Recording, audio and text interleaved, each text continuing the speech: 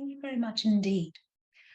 The Dao and I, as the title of the lecture suggests, I'll be presenting on the Taoist perspective.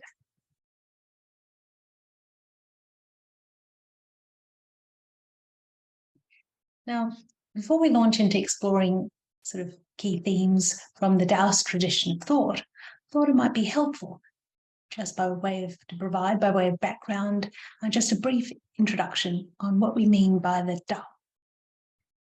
Let me start with this picture. What do we see here?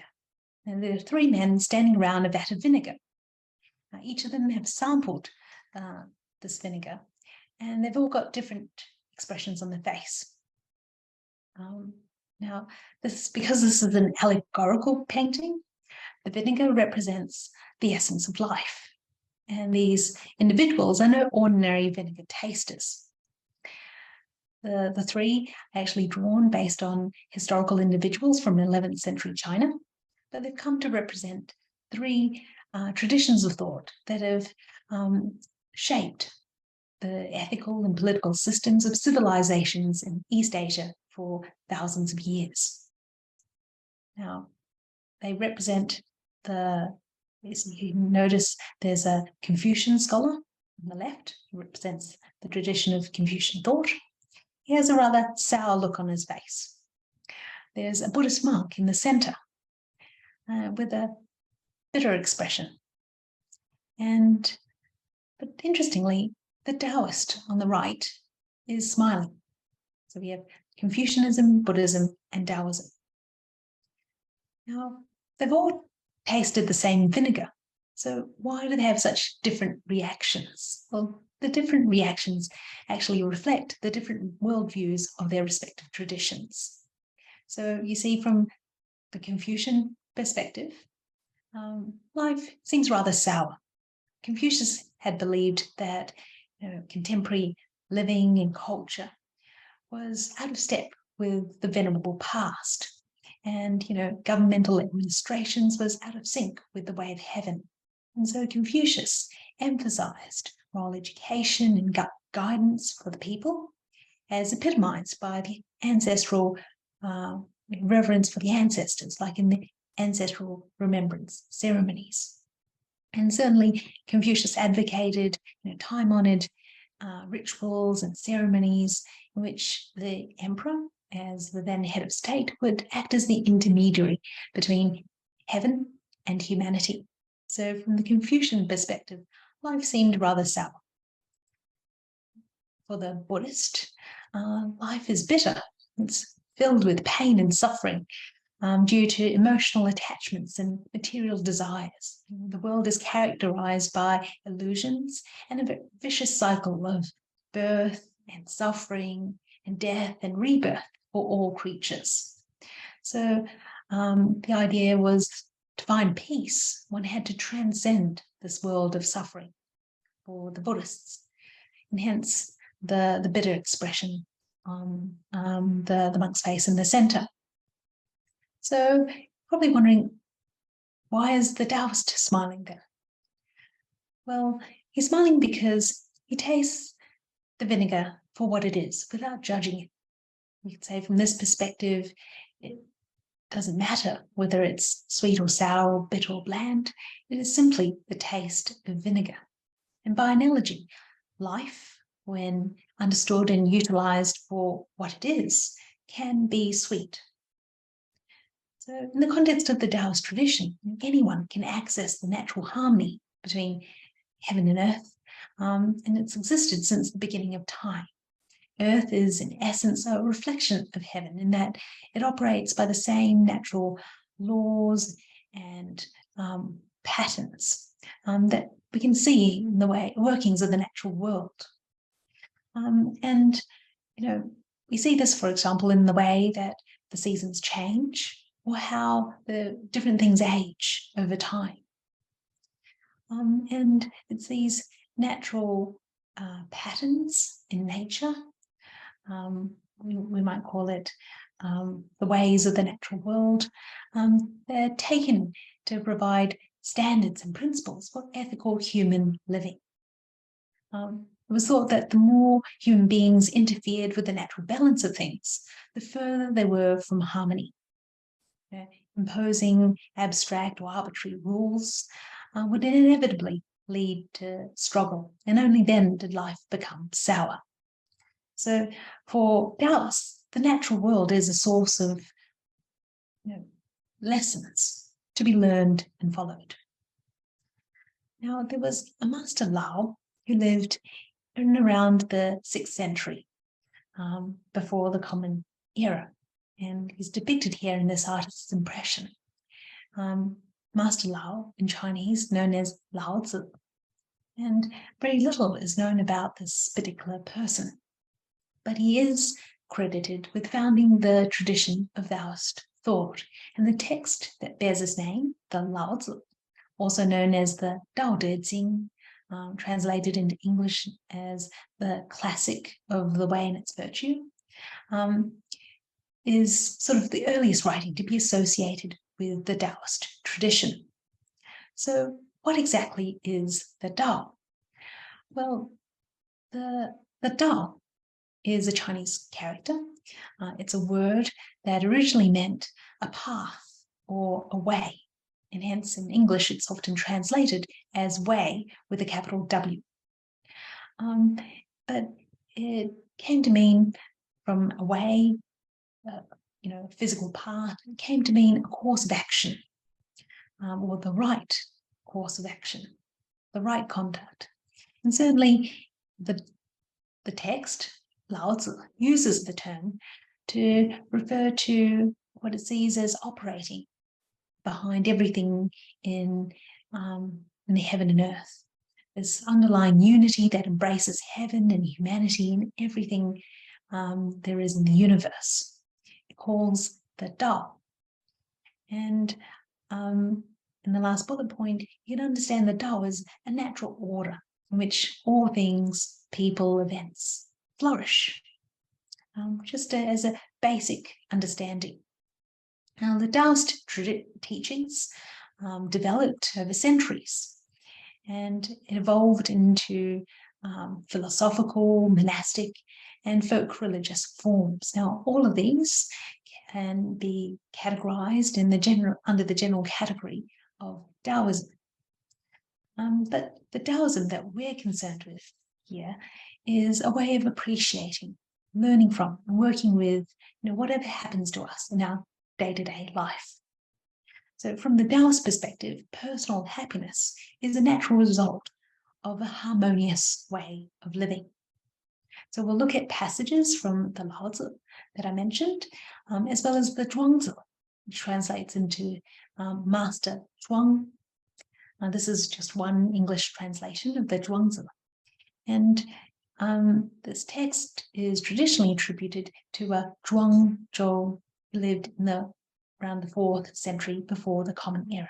On the right is another quite common translation of the complete works of Zhuangzi. Now, both the Lao Tzu and the Zhuangzi circulated in something like their present form ever since the 2nd century before the Common Era. And I suppose ever since those times, Confucianism and Taoism have served sort of complementary roles. I show this particular picture that depicts both Confucius on the right. He's visiting Lao Tzu on the left, who's known as sort of an older contemporary of Confucius. They existed roughly around the same time. But whereas Confucianism provided this system, an ethical political system for the conduct of family and public life, Taoism offered spiritual nourishment for the individual. So I'm going to take this time. What we'll do today is to explore some of the natural patterns observable in nature, manifestations of the Tao, to hopefully provide some fresh perspectives in going about our day-to-day in a more harmonious way. We're going to look at two themes, and the first I've called Everything in Emptiness. Now, the foundation of the Tao develops from this concept of the Dao, foundation of Taoist philosophy, was developed from the concept of the Dao. And the Dao is considered to be sort of the eternal source and foundation of all existence. But profoundly, it is also characterized as being empty and formless. But just because it's formless, it can't be seen, doesn't mean it doesn't exist. It's a bit like the air that we all breathe. In fact, the Lao Tzu tells us that the Tao is empty, but nevertheless, it's infinitely generative and inexhaustible. So, for example, in chapter 4, describes the Tao as empty, its use never exhausted, bottomless, it is the origin of all things. Now, clearly, emptiness is not the same as nothingness. Although the Tao is metaphysically characterized as being empty and formless, it remains a source and foundation of all things, and it even directs their development and supports them in their development. So it can be fairly difficult to fathom, how can something empty be sort of endlessly, generative and inexhaustible? Well, in chapter 5 of the Lao Tzu, it provides a metaphor to help us understand this idea of an infinitely generative emptiness. Yet heaven and earth and all the space between are like a bellows, empty but inexhaustible, always producing more. So the bellows here, this particular instrument, illustrates how the state of emptiness works and how it can function endlessly. So interestingly, the Chinese characters that's been translated as bellows here, these two, Huo Yue, it refers to, or literally translated, it refers to bag and pipe. And it describes an instrument used to blow air, to feed this air into the furnace fire during this smelting and casting of metal. So in a way, the empty space between heaven and earth is sort of empty and vacuous as the bellows. And, because it's empty, well, as soon as movement arises, this empty space facilitates the creativity of the myriad things. And because it's empty, it can never be used up. So this is the inexhaustible quality of it. Now, the last line here can actually be translated as the more it moves, the more comes out. And so, heaven and earth run their course, and the life, myriad things constantly being generated. So we can sort of understand how life is constantly generated by this, empty and inexhaustible Tao. The other thing to note is that this emptiness is by no means a passive notion. Quite the opposite, it's active. And because it's movement in the midst of emptiness that turns out to be the source, the root and source of all existence. This emptiness provides a limitless basis of creativity by which everything comes into existence. So we get some idea, a very basic idea of the Dao. Now the title is the Dao and I. So what does this have to do with us? Well, let me show you some other pictures. Well, what would you say would be the most important part of these things? You have a wheel, a bowl, and a room. Chapter 11 in the Lao Tzu offers some ideas.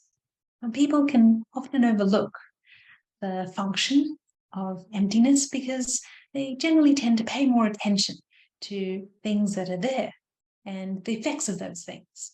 So in this particular passage, the Lao Tzu uses some examples to help us understand that this idea of existence and non-existence, so one rendition of the idea of emptiness, is sort of mutually interdependent and complementary.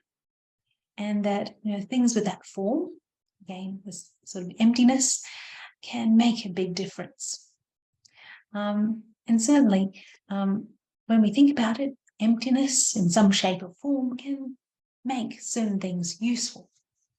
So, for example, emptiness in the form of the empty space in the round hole in the center of the wheel allows space for the axle, without which a vehicle wouldn't move, wouldn't drive.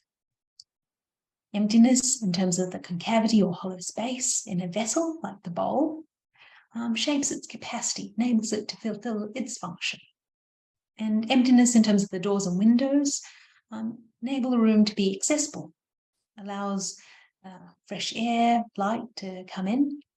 And it's because the room is empty that a person is able to walk inside and use it. So clearly there's function and value in emptiness. But also this emptiness brings usefulness to what is there. So in a way, this passage helps us to overcome a common blind spot in appreciating what is not there, as well as what is. Now, the Lao Tzu would encourage us to harness the Dao by cultivating emptiness within. How do we know? Well, in chapter 16, the Lao Tzu tells us to attain complete emptiness and hold fast to stillness. This passage is emphasizing a state of mental tranquility, by which this is the stillness bit, by which we attain the state of complete emptiness. And to preserve this inner tranquility, we have to let go. What do we have to let go of? We have to let go of scheming and prejudices, according to the commentaries. Scheming is about manipulation, and that obstructs the transparency of the human heart-mind. By letting go of the prejudices, they also stand in the way of clear and objective knowledge. Now, letting go of those things helps us to preserve the tranquility, inner tranquility, and attain the emptiness and clarity of thought it affords. Interestingly, the 13th century scholar Fan Yingyuan makes the point that cultivating this emptiness, preserving tranquility, is not about forsaking worldly matters. It's not about not doing anything or not caring about anything. It's simply about ensuring that our heart-mind remains undisturbed by the myriad things. So the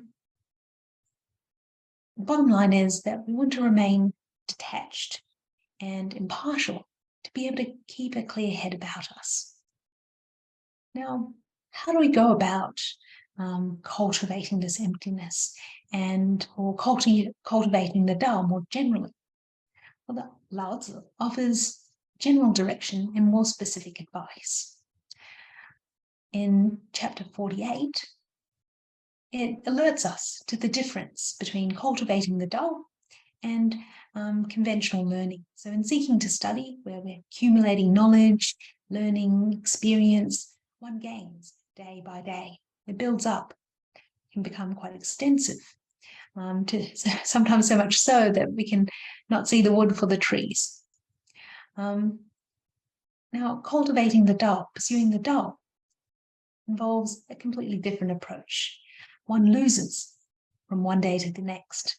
It's an idea of loss, letting go, or renouncing.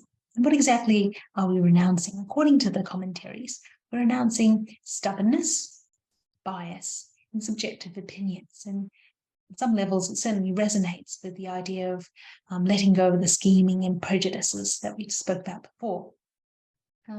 But by doing so, we're more able to objectively observe and calmly reflect on things that we might already know to achieve better or deeper understanding. And I suppose on a practical level, enables us to drill down to the heart of the matter, to take on a complex, maybe unwieldy matter and break it down into more digestible parts. So this is the general idea. We want to cultivate the Tao by letting go of things like stubbornness, bias, and subjective opinions. Now, the Lao is not against, or it doesn't reject, conventional learning or knowledge at all. And it's simply sort of highlighting that sometimes we do need to get rid of the clutter in our minds to be able to open up our mind to the bigger picture. Now, in order to experience better clarity and calmly reflect, the Lao Tzu provides some further guidance. In chapter 12, it guides us to rein in our self-centered desires and the excessive distractions they lead to. The 5 colours blind the eyes. The 5 colours refer to the primary colours plus black and white. How do they blind the eyes? Well, we're trying to look at too many things at once. These sights, colours, or sights generally can be overwhelming to the human eye. The 5 tones, it refers to the pentatonic scale in Chinese music, deafen the ears. You can listen to too many things or too long and just lose track of what you're hearing. The 5 tastes desensitize the mouth. Gorging on food and drink, people can lose the sense of taste, if you pardon the pun. And hunting frantically can make the human heart-mind crazy. That sort of activity can make us lose our better judgment. This is why the sages and the people who have a certain level of cultivation seek only to be content without giving in to unrestrained pleasures. So sort of blind pursuit of sensory indulgence. Now, it's interesting that it mentions the eyes first. And in fact, the last line about the sages can also be literally translated as the sage lives for their stomach and not for their eyes. Well, what is it about the eyes? Well, we can think of it in relation to the stomach. The stomach can be, satisfied when we're no longer feeling hungry. But the desires of the eyes can be insatiable. There's a danger there. And certainly the stomach is used to represent the simple and quiet life, whereas the eyes represent excessive craving. Now, the Lao Tzu argues that a person who pursues sensory pleasures stand to suffer loss of their sense and sensibility.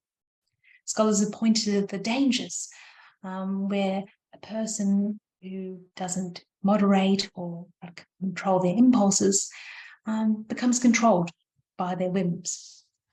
So it is really by letting go of this excessive indulgence in material desires that a person is able to save themselves from the suffering of this blindness, deafness, loss of their taste and better judgment. But not only that, they can enjoy this inner tranquility of the mind, better clarity of thought, and this tranquility and clarity really goes to underscore the idea that happiness, peace, contentment really only come about, come from the inside within us. So if we were to sort of draw the strands together at this point, the Lao Tzu is telling us that we can cultivate this emptiness for our personal and spiritual needs. But what about on the level of interpersonal interactions? Well, in terms of interpersonal interactions, the idea of emptiness translates into humility. Now, the Lao Tzu uses the image of mountain valley, and it certainly resonates with the idea of this generative emptiness, because compared to the surrounding hills or mountains, like in this picture, the valley is relatively empty, isn't it? But it also happens to be where water congregates and life flourishes. So there's this generative emptiness again. And interestingly, chapter 41 of the Lao Tzu describes a person of high virtue as being like a valley. And, in Chinese, a humble, modest person is said to be harboring emptiness, like a valley, like a mountain valley too. And why that is even though they might be highly learned, extremely accomplished, they carry their learning and accomplishments very lightly. And it puts everyone at ease. There's a really interesting anecdote from the Zhuangzi. Zhuangzi is full of interesting and humorous stories. This particular story relates to a Yangzi. We don't know too much about exactly who this Master Yang is, except that he travels to the state of Song and lodges there at an inn for the night. There he observes that the innkeeper had two wives, one being beautiful and the other not so beautiful. This ugly wife was actually favoured, but the beautiful wife was disfavoured. Now Yang was curious enough to ask why this was so, and the bellboy at the inn replied, said, "The beautiful wife is only too aware of her beauty, so we don't think of her as being beautiful at all. The ugly wife is only too aware of her ugliness, so we don't think of her as ugly." And Yangzi turns around and tells the students to remember this. If you act worthily, but rid yourself of the awareness that you are acting worthily, then where can you go that you will not be loved? Now, Yangzi would tell us that a person should help and contribute in service to others, but importantly, not to dwell on their contributions or whatever it is they've done, because dwelling on what they've done, how much they've helped, what they've helped, or even who they've helped, is petty, poor form, and not attractive. Certainly detrimental to harmonious interpersonal interactions. Now, the emptiness of the mountain valley, the valley of emptiness, is often contrasted with its opposite, ideas of substantiality as well as fullness. And what is meant by substantiality is the idea of formed views and fixed judgments, and fullness in terms of this pride and complacency, when we might say someone is full of themselves. And it is exactly this fullness that can lead to detriment and downfall. In chapter 24 of the Laozi, tells us raising your heels to stand on tiptoe. A person cannot stand firm. Rushing ahead with big strides, a person will not get very far. And standing on tiptoes or rushing about in big strides is used as metaphors for showing off and impatience. And because both these movements can't be sort of sustained for any extended period of time, Laozi warns us to be wary of arrogance, of flaunting oneself, and thinking only in the short term. So if we were to sort of draw these strands together, by cultivating the Dao in terms of emptiness within us, we're reminded to appreciate what is not there as well as what is, to cultivate this inner tranquility by letting go for clearer thinking, for clarity of thought and better judgment, and ultimately being humble, not dwelling on what we've done or achieved. And that's the first theme. The second theme I'd like to cover is what I've called strength in softness. Now, unlike common or conventional ideas about what is power and strength, the Laozi describes the Dao as working very softly, very gently. And we can see this in chapter 40. Weakness is the function of the Dao. Apparently, weakness can be quite useful. This chapter emphasizes that when the Dao generates things and directs how they develop, those very things don't feel pressured or pushed in any way. In fact, the Dao is so gently subtle and delicate that it's imperceptible. But just because it's imperceptible doesn't mean it doesn't work or doesn't exist. In fact, in chapter 6, it describes the Dao as existing continually, uninterruptedly. Its functioning is infinite and inexhaustible. And interestingly, the word that's been translated as continually and uninterruptedly is refers to silk threads, which are used here as a metaphor for the Dao. And the 12th century scholar Suzhi explained that silk threads can be incredibly fine and almost impossible to see. But although the threads are fine and so fragile, they can be continuously lengthy. And so, by analogy to the silk, the Dao can be soft and subtle, but its work is continuous and,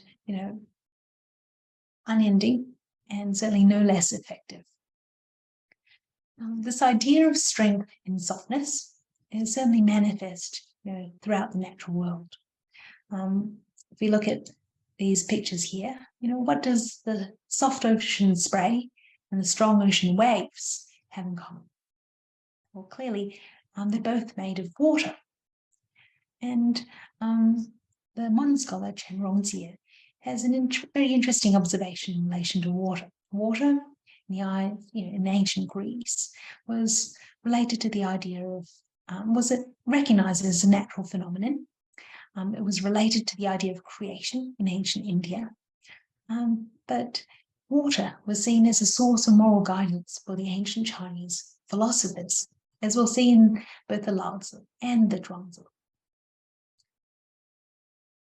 An example is in chapter 78, where the Lao Tzu uses water as a metaphor for the fact that softness can overcome hardness.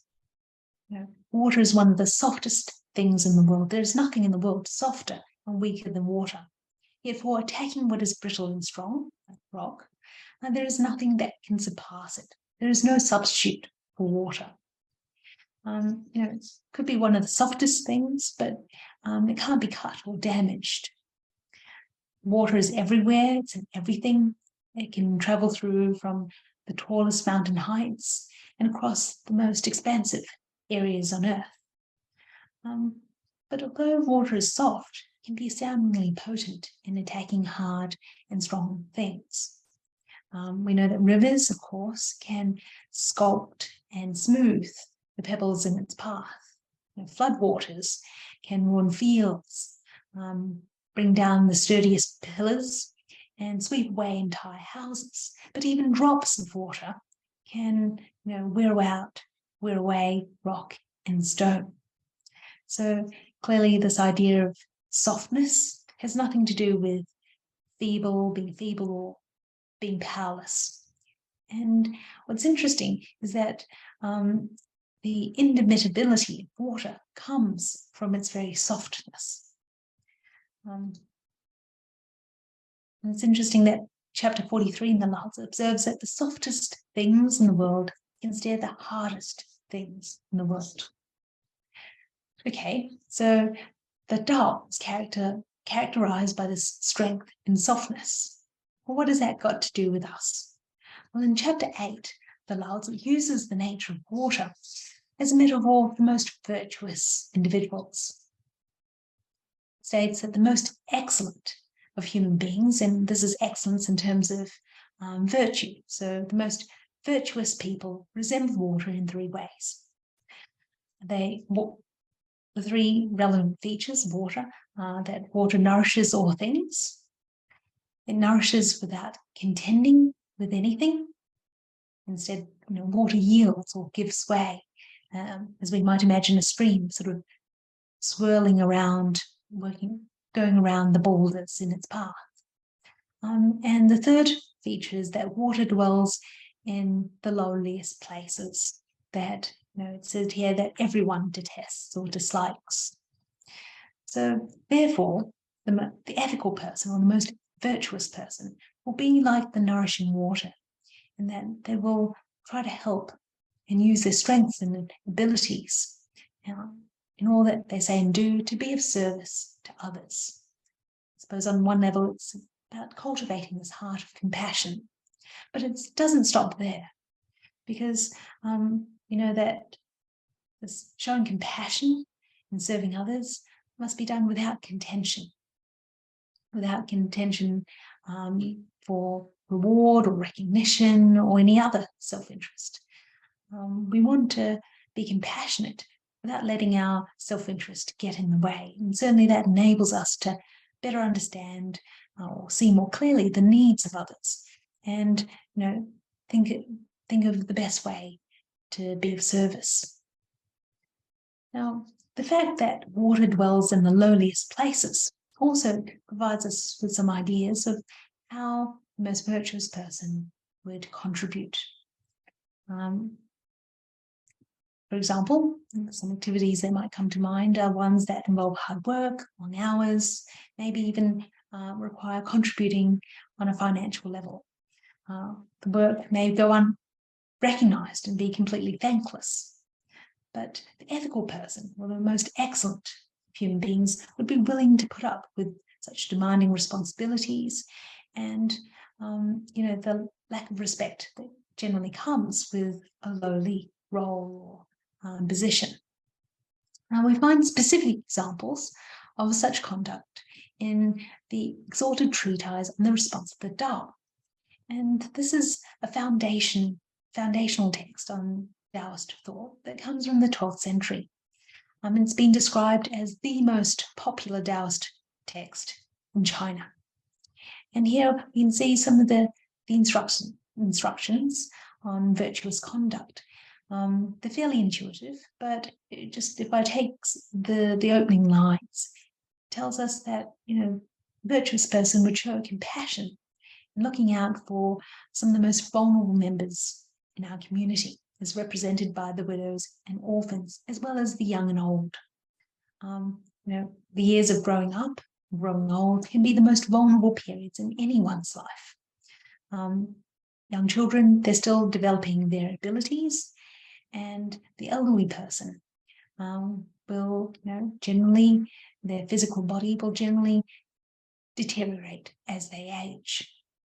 And even the insects, plants and trees, the insects can be some of the most smallest creatures, the ones most easiest to overlook. They should not be harmed as well. So this gives us sort of more specific guidance on how we can show compassion. Now, in the Zhuangzi, it's interesting that the Zhuangzi uses the movement of water. It associates this downward movement of the water with modest and humble conduct. But also notes that when water is perfectly still, it can serve as a standard of levelness. It can be a reliable guide for whether something is level. And it certainly brings to mind the leveling device that's used by builders when they want to determine or adjust something to a horizontal surface. That's another strength in the softness of water. Chapter 66 in the Laws uses the large rivers and seas as metaphors for personal humility, toleration, and magnanimity. Oceans and seas derived their greatness through being their capacity to accommodate whatever flows their way, be it large or small waterways, whether they're clean or clear or not. And certainly there's an element of humility, loneliness that factors into the equation. Now, just as the greatness of water lies in its nurturing, nourishing, non-contentious, and lowly nature, the excellence of a human being is realized when we're willing to be compassionate, to be accommodating and magnanimous. And we see this in the selflessness of parents. Parents are naturally or instinctively selfless when it comes to their children. All of us come into this world with nothing at all, and yet our parents love us enough to care for us when we need it the most. They even go without sleep, as new parents do. They put up with us in illness when we are sick, and before toilet training. So it's no surprise that parents are described as, the ideal mother or father is described as compassionate in Chinese, the compassionate parent. Now, if we draw these strands together, and we want to cultivate the Dao in this strength and softness. We want to show compassion without letting self-interest get in the way. You might think about doing the thankless tasks that need to be done and trying to be more accommodating and magnanimous in our day-to-day interactions with others. Now, I'd like to draw the two themes together and end with, a passage from each of the Laozi and the Zhuangzi. In chapter 67 of the Laozi, there are three treasures that we're told Laozi upholds to guard and keep safe. And they're treasures that are not conventional valuables. The first one is compassion, or this loving kindness. And it's treasured because it gives us the strength, the courage here, courage in terms of the strength to really serve and care for others, especially on an ongoing basis. And I find it interesting, as a bit of a tangent, that the character for compassion in Chinese is made up of the character for heart mind at the bottom. And the English word for courage derives from the Latin word for heart, the C-O-R. And well, that's the first treasure. The second treasure is fairly intuitive. Treasures frugality, the idea of being economical with oneself, not being self-indulgent or spending extravagantly on oneself. And that enables us to accumulate the resources to be generous, to support others and look out for those in need. So that's treasured. And last but not least is the idea of not daring to get ahead of anyone. And this is about humility, being modestly foregoing and not contending with anyone at all. Certainly resonates with the valley, the empty valley we've talked about, and the accommodating nature of water, whether it's in the low-lying oceans and seas, or the way that it sort of yields and gives way to the objects in its path.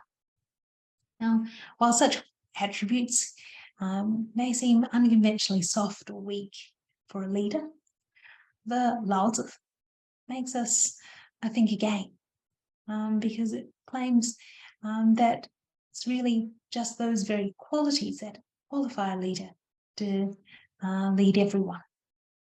It's certainly food for thought. In the Zhuangzi, it's interesting that it states that the most virtuous person uses their mind like a mirror. Now, a mirror is an eminently usable object. We come across mirrors all the time in our day-to-day lives.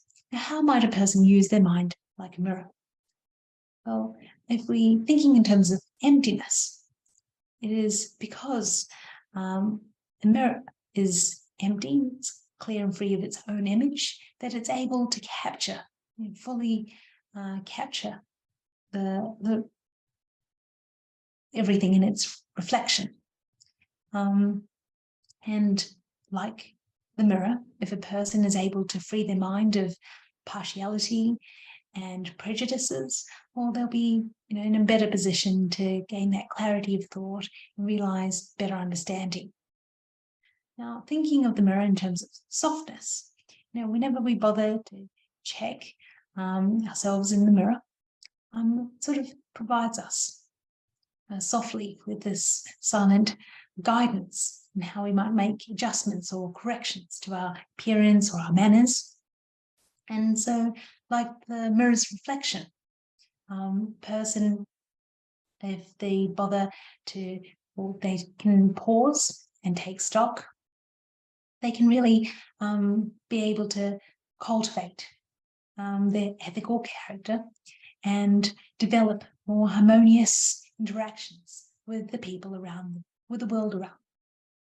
And so I'll end on that note, on the Dao and I, and I look forward to answering any questions that you may have. Thank you very much indeed.